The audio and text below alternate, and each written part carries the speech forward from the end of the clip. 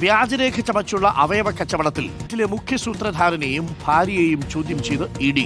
മുഹമ്മദ് നജീബ്, ഭാര്യ റഷീദ, ഇവരാണ് മുഖ്യ സൂത്രധാരൻ. ഇവരെ ജയിലിലെത്തിയാണ് ചോദ്യം ചെയ്തത്. കോടതിയുടെ അനുമതി വാങ്ങിയ ശേഷമായിരുന്നു ചോദ്യം ചെയ്യൽ.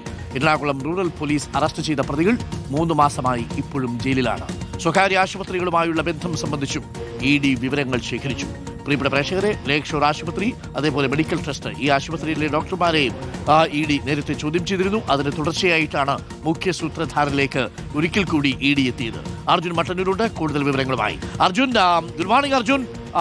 ഇഡി പഴുതടച്ചാണ് അന്വേഷണത്തിന് ഇറങ്ങുന്നത്. പലത മൊഴികൾ എടുക്കുന്നു.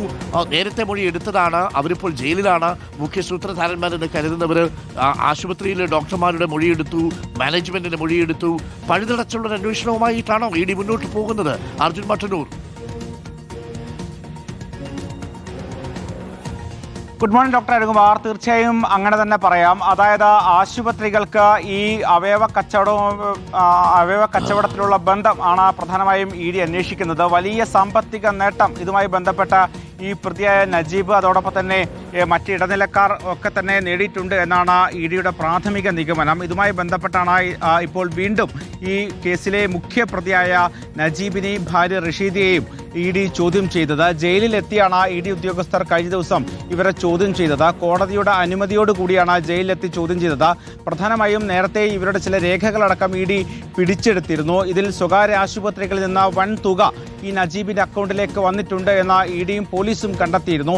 ഇതിനെ തുടർന്നാണ് ഇത് ഏത് തരത്തിലാണ് ഇത്രയും പണം ഇവരുടെ അക്കൗണ്ടിലേക്ക് എത്തിയത് എന്ന് ഇഡി അന്വേഷിക്കുന്നത്.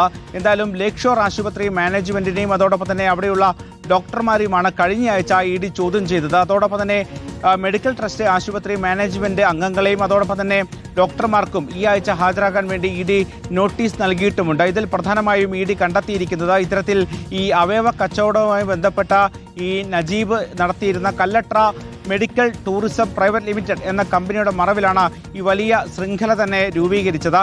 മാത്രവുമല്ല, ഈ കമ്പനിയുടെ പേരിൽ ഇത്തരത്തിൽ നിരവധി അവയവ കച്ചവടങ്ങൾ കേരളത്തിൽ നടന്നിട്ടുണ്ട്. അതിൽ കേരളത്തിലെ എല്ലാ ജില്ലകളിലും ഇവർക്ക് ശൃംഖലകളുണ്ട്.